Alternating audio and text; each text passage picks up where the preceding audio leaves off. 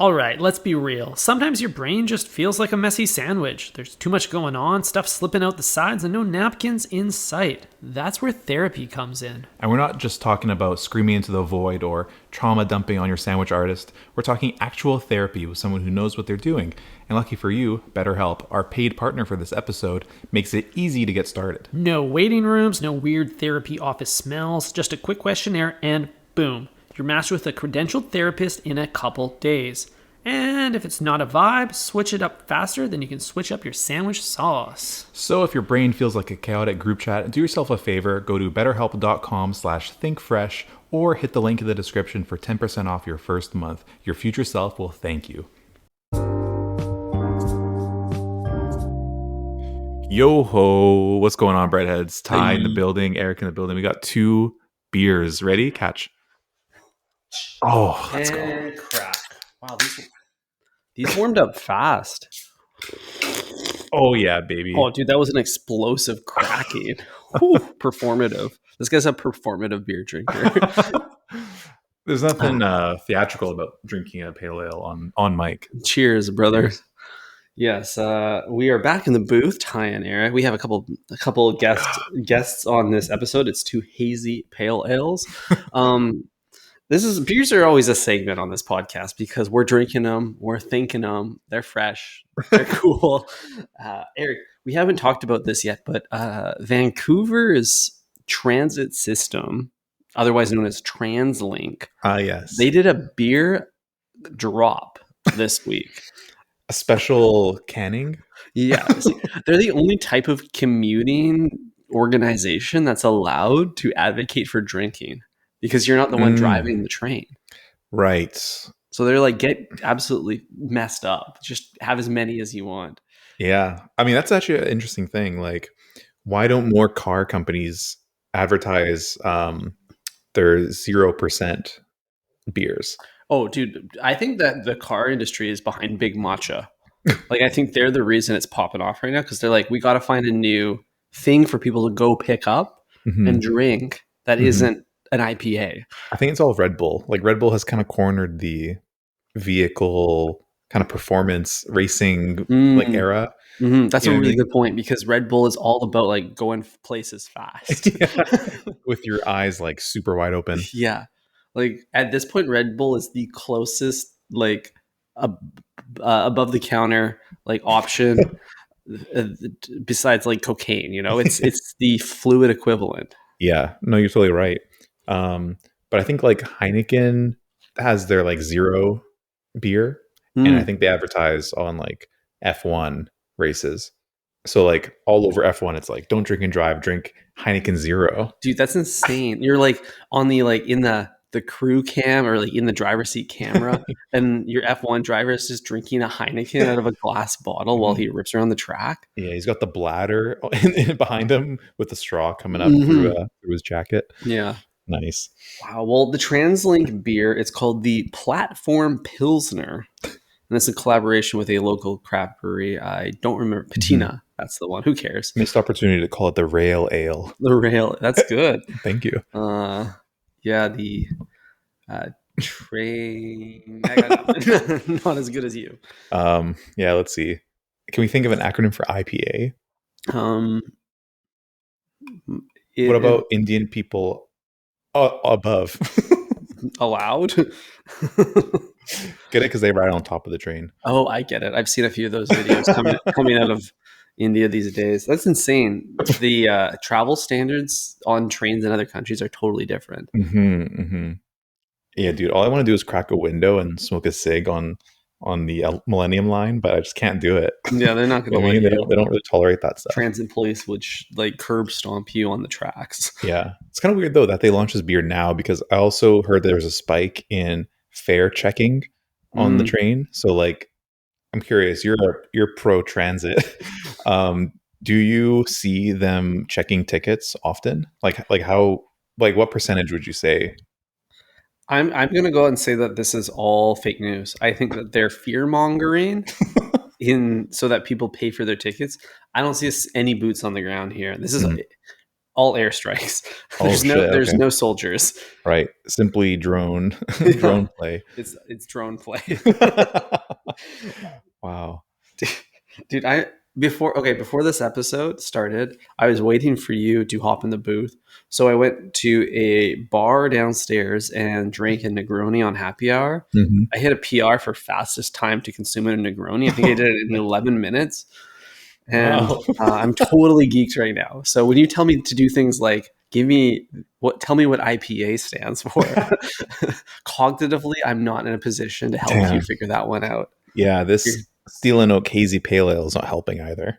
you're gonna have to throw me some more lowball questions if you want to get through this episode with me. Okay, how many fingers am I holding up right now? 79. Is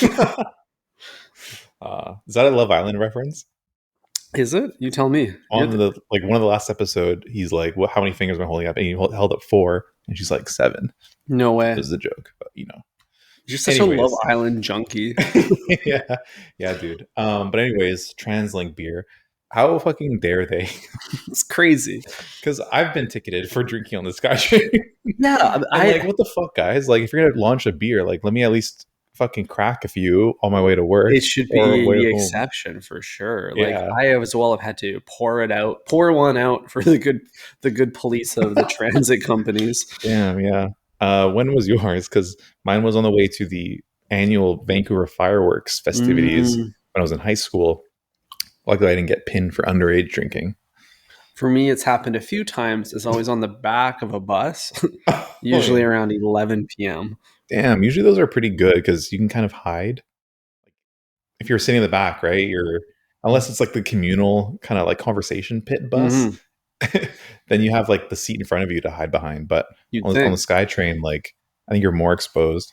Oh yeah, the bus has got some like nooks and crannies. You can tuck a pale ale or a pilsner in, right? Or a crack pipe. Yeah, I have them all memorized. Usually, it's the seating. Your best seating position on a bus is when your seat is right beside the wheel well, because they have to add all these weird, quirky curves to the shell of the bus that create pockets you can keep your alcohol in. Oh, interesting. That's kind of cool. Hot tip. Maybe a better seat on the bus for drinking is the driver's seat. I think that's the second best spot. We don't think the police are checking the driver's seat on the bus. Yeah, dude. They have to live up to a certain code. Exactly. Wow. They're getting away with a lot over there. Yeah, absolutely. Dude, I remember once being on the SkyTrain and a bunch of guys were drinking, and then they like kind of motioned to get my attention. And he's like, "Hey, do you want to know how to drink on the SkyTrain?" He's like, "This is what you do. First you look," and then he like cranes his neck around in every direction, and then you crack a beer. And then just cracks one. I remember distinctly we were at Columbia Station when that happened. Awesome. Great advice, really wise. Yeah. The thing though with the crack is that you can hear and recognize the crack from, it's like on the Richter scale. You can, you pick that thing up from a kilometer away. You can be one station over and you hear a guy cracking a can of beer. It's the grown-up version of like bringing out gum in class. Everyone's like, "Can I have a beer?" Do you got any more?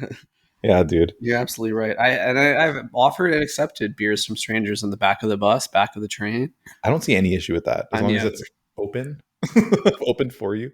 Yeah, if it's sealed, a time of gifting, I'm not worried about it. I'll take it. Yeah, exactly.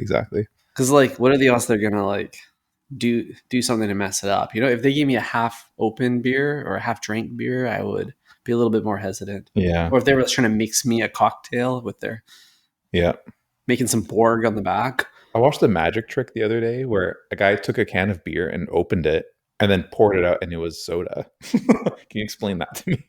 Dude, I have no idea, but whoever is doing that could make a killing at like Coachella, you know, just get in there, spawn a bunch of alcohol and then just sell it. Yeah. I'm like, did this magician like can his own drink? Just to mess with you? Just to like, for the bit, you know, like a Nathan Fielder type of episode. Yeah, I think it's highly likely. Like at the end of the day, like magic is just people committing to a bit excessively. That's all magic is. Is like the magic is how much they care about putting a bunch of effort into the small. It's very Nathan Fielder if you think about it. It is. But it's also like the art of distraction, Yes, you know? absolutely. Look here, don't think this. Chris, podcast alumni Chris Black had a good quote about magic that I read the other day. He said that magic can be entertaining, but don't let a magician into your friend circle. And I think that's a very, very sage advice. Shout out to Chris if you're listening. Totally. It's same thing with clowns or those types of things. It's like you want to hire, they're for hire, you know? But what's weird about that is that implies that that entertainment is a spectrum between desirable and undesirable, and like magicians and clowns fall into the undesirable form of entertainment. Well, undesirable as friends. Yeah, that's true. For people But to like, hang around like when they're off duty. yeah, like You know? okay, yeah, I don't want like an off-duty clown sitting on this couch with us. But if like some entertainment's okay, like if Dua Lipa was sitting here, we'd probably be pretty stoked. Yeah, So absolutely. I would be elated. objectively awesome. Mhm. So why is that, Eric? Why is some professions in entertainment fall below the we want to pod with them? Like I don't think a clown is going to be a good pod hang, but maybe a magician or sorry, a musician would, magician wouldn't. Damn, do you watch that interview? The interview was with who was it with? A female rapper who got musician and magician messed up. Did you catch that? No. Okay. Magician. I'm gonna Google this. Make sure you keep the mic near you when you do that. Let's see here. I gotta figure this out. Oh yeah. Here we go. It was with. Remember? Do you remember Enemy of the Pod Bobby Altoff? Oh yeah. Yeah, totally. She had an interview with. Who did she have an interview with? What the hell? Drake? Oh, Yachty? this girl. Who's this? Do you remember who that is? SZA? Is that SZA? Wait, I can't see it. It's Doesn't real far. Can really. you zoom in? I can zoom. I can enhance. Oh, I have no clue who that is. Yeah, I don't know either. Maybe in the comments. It's like a real kind of busted up looking SZA type. Suki Hannah. Suki Hannah. Okay, whatever. I don't know who that is, but Bobby Altoff we all know and have mixed feelings about. Wait, is she the one who was on the Drake cover? Oh, maybe. The one with not 2 Chains. I thought that was Sexy Red. 21 Savage. 21. What was that album again? Her Loss? Her Loss, yeah. Maybe Suki Hannah was on the cover of Her Loss. Anyways, Bobby Altoff was interviewing her, viral clip, and Bobby says, I don't really know what you do, but I heard you're a musician. And then Suki gets offended and says, I'm a magician? No, she thinks the word musician means magician. She's like, a musician? No, I'm a singer. I'm a rapper. I don't do magic. And Bobby says, I didn't say magician. I said musician. She's, I don't care what you said. I don't do that. I don't do that. I am an artist. I respect that reaction, honestly. So funny. Put some respect on my name. Exactly. Yeah. That's very Birdman of her to do. In what way? You don't remember the Birdman Breakfast Club interview? With Charlemagne? Yeah, with Charlemagne the God. The God. And DJ Envy, of course. Mm-hmm. Their shortest interview of all time. He you don't know this? This was viral. Sorry. Super viral. Dude, I'm geeked off the groans. You could have abbreviated that in a way worse way. And I'm glad you didn't. Yeah, you're right. No, when Birdman was on the Breakfast Club, he basically was beefing with them immediately before he even sat down. And he's like, put some respect on my name, blah, blah, blah. And he's like, okay. Bro, your name's Birdman. Yeah. And then he's like, I'm not playing with you guys, no mo. Just very incoherent kind of beefing kind of stuff. And then basically he gets out after 2 minutes. So shortest interview of all time on the Breakfast Club. Honestly, if you are ever invited onto any form of radio or podcast, that's the ideal way to conduct yourself, is aggressively and ignorantly. Yeah. Yeah, never answer any questions. You have the right to remain silent. Yeah. Yeah. I mean, those are always like the coolest artists never answer any interview questions. The coolest artists don't even really exist. You know, like look at Frank.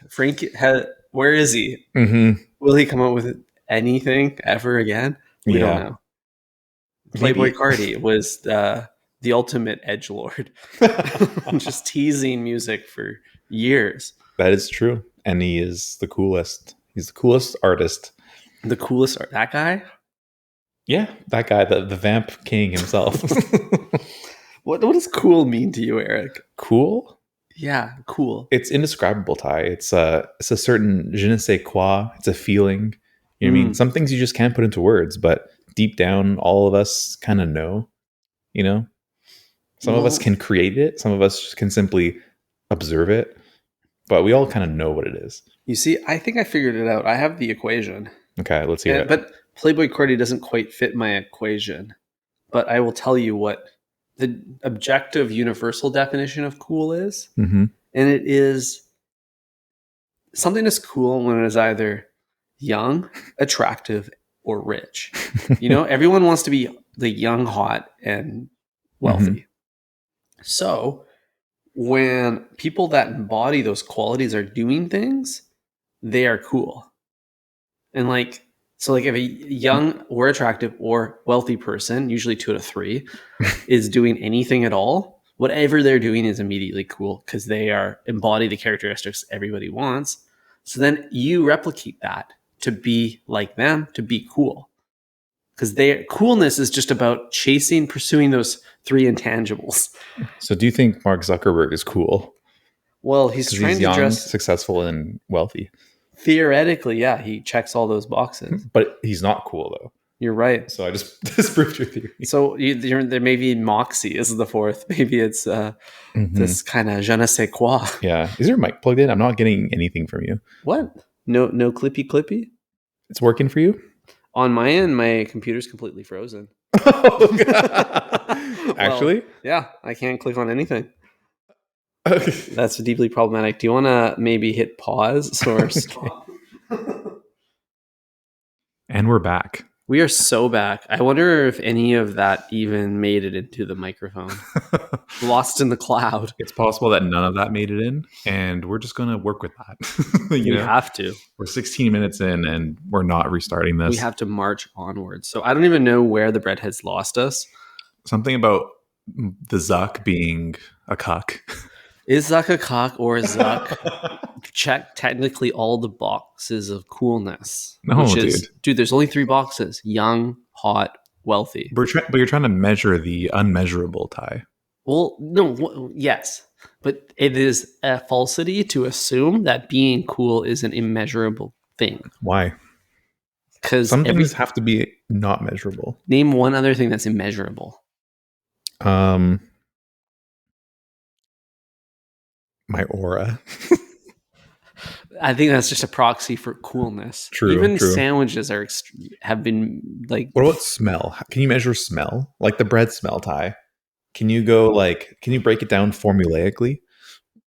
I bet you there's a unit of measurement for smelling, and we just don't know it. And it can't just be like intensity. It has to be like the different notes, I guess, like percentages of different notes. But even then, like if say you got 10% dill, like how do you measure what dill is? Yes, you're right. Let's take a look on the internet and see what we can learn about this. So obviously we have like smell is often considered parts per million or billion, ppm. Is parts how you're gonna, per million? Yeah. That's more of a chemical analysis of the actual like molecules for determining smell, and that can be used to gauge intensity. But that's a fairly like scientific way to approach scent. A more human way is the olfactometry, which is an actual unit, an OU, which measures how much odor is in the air for a specific thing or the intensity of the odor. And then, but beyond that, besides intensity and concentration, the type of smell is a bit more complex. We can categorize it and then use intensity along with that. But I mean, like the human urge for the taxonomy of things is just insane. I guess so. How do you think like the Labo, like whenever you go to the Labo store, you see those two people in the human zoo area wearing lab coats? The so-called chemists. Yeah, the ones who are just like holding up beakers to the light. It's like, what are you looking at? Dude, like what are they measuring in yeah, there, crazy conspiracy. Everyone who works in the Labo like chemistry zoo gets cancer after a decade. Yeah, they got exposed to the suntal like in its purest form. Yeah. I just imagine them like lifting up their vial and saying like, I invented Blello kind of shit, you know? Bergamot is my son. So what they're working with is they're working with 3 tiers and 5 families. Your 3 tiers we're all familiar with. Every single apothecary uses them. We got top, base, and middle notes. Okay. You're familiar? Yes. You're all about the top notes, right? First impressions is everything. I guess so. I don't know what any of those things mean, to be honest. Top notes are your first impressions. That's your heavy hitter out the gate, starting lineup. So what's going to hit you with a scent as soon as you are introduced to it. Then usually if your top notes on a cologne or something will last 30 minutes max. Then you're going to hit the middle notes. They're what they call the heart of an aroma, the body of the scent. This is where some of the deeper smells, like you'll get more florals and kind of spices coming out at this moment, whereas your top notes are maybe more like citruses. And that'll last for an hour, 2 hours, 3 hours.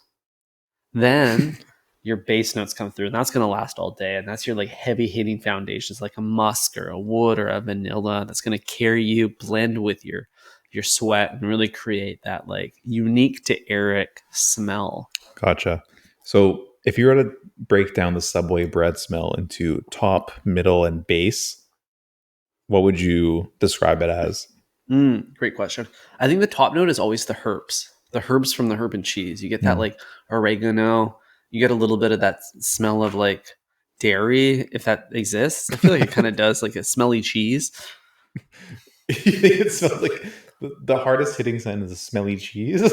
I'm describing that as the top note. It's in and it's out, you know, through one nostril, out the other. Gotcha. Okay. Then your middle notes. What do you think the middle notes are based off this description? Because the base is like heavy grain, you know? Heavy grains. Yeah. The middle is a tricky one. Can you remind me what it means? It's like the body, the heart of the scent, like what really makes it unique. Gotcha. The base or the middle note of a bread smell. I don't know, dude. Like, can you even... Is bread too simple of a scent profile? Because when you go like, when we're talking like Marrakesh from Aesop, okay, we got spices here and here. We got musk. We got some jasmine or something. Yeah, also those are like a bunch of different things mixed together. Mm-hmm. But like bread is flour and water, you know? Well, that's why, if that's the case, then why is the Subway bread so iconic? Because it's more than that, era. We got microplastics. We got macroplastics. We got mid-plastics. So your top notes are micro. Your base notes are macro.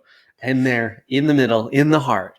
We've got the middle plastics. And I think the middle plastics in this case are actually mixed with a whole bunch of salt and sugar. So it has this like salty, sweet middle note. And there's like bucket in there somewhere too. Bucket. Yes, a little bit of bucket. Lovely. Is that bucket? Well, Ty, I think we should wrap here. I agree. This was a wonderful episode. Breadheads, thank you for listening. Think fresh, everybody. Ciao.